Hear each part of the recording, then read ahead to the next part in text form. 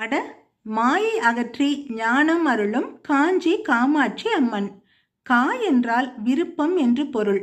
மனிதர்களின் விருப்பங்களை ஆள்பவள் என்பதாலும் நிறைவேற்றுபவள் என்பதாலும் அம்பிகைக்கு காமாட்சி என்று பெயர். காமாட்சியை தாயாகவும் நம்மை சேயாகவும் கருதி பாடப்பட்ட விருத்தம்தான் காமாட்சி அம்மன் விருத்தம். மொத்தம் 11 பதிகங்கள். ஒவ்வொரு பதிகத்தின் முடிவிலும் அழகான காஞ்சியில் புகழாக வாழ்ந்திடும் அம்மை காமாட்சி உமையே என்று கூறி நிறைவடைகிறது காமாட்சி அம்மன் விருத்தம். இன்று நாம் கேட்கப் போவது 7 மற்றும் 8வது பதிகங்கள்.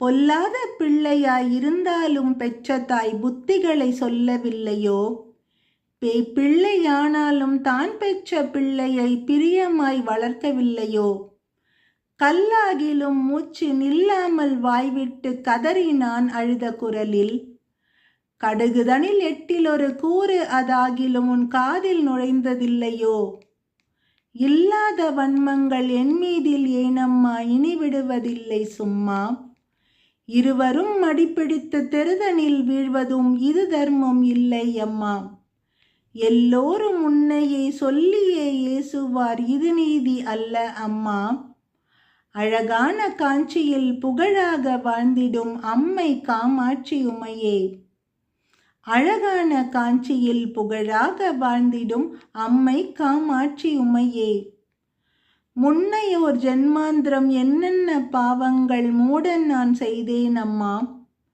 மெய்யென்று பொய் சொல்லி கைத்தனில் பொருள் தட்டி மோசங்கள் பண்ணினேனோ, என்னவோ தெரியாது இச்சனம் தன்னிலே இக்கட்டு வந்ததம்மா, ஏழை நான் செய்த பிழை தாய் பொறுத்து ரட்சித்து என் கவலை தீரும் அம்மா, சின்னங்கள் ஆகாது ஜெயமில்லையோ தாயே சிறுநாணம் ஆகுதம்மா, சிந்தனைகள் என் மீது வைத்து நல்பாக்கியம் அருள் சிவசக்தி காமாட்சி நீ, அன்ன வாகனமேறி ஆனந்தமாய் உன்னடியேன் முன்வந்து நிற்பாய், அழகான காஞ்சியில் புகழாக வாழ்ந்திடும் அம்மை காமாட்சி உமையே, அழகான காஞ்சியில் புகழாக வாழ்ந்திடும் அம்மை காமாட்சி உமையே.